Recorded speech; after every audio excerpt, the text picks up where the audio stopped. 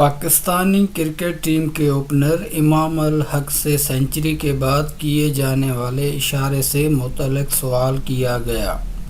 علی sports میں خوش آمدید۔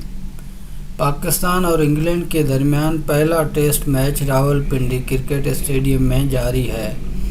میچ کے تیسرے روز جب امام الحق نے سنچری بنائی تو انہوں نے ایک اشارہ کیا، جس کے بعد ڈگ آؤٹ میں بھی موجود ساتھی کھلاڑیوں کو دکھایا گیا جو امام الحق کے لیے تالیاں بجا رہے تھے۔ امام الحق نے 180 گیندوں پر سنچری بنائی، تاہم اس کے بعد ایک اشارے کی ویڈیو وائرل ہوئی جس کے بارے میں مداح بھی شش و پنج میں مبتلا دکھائی دیے۔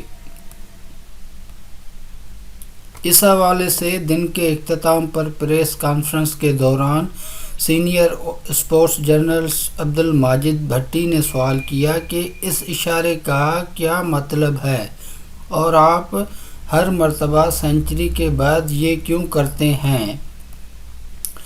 امام الحق نے سوال کے جواب میں وجہ نہ بتائی اور مسکراتے ہوئے کہا کہ یہ تھوڑی ذاتی چیز ہے، یہ ٹیم کی بات ہے، اس لیے اس کا جواب نہیں دینا چاہتا۔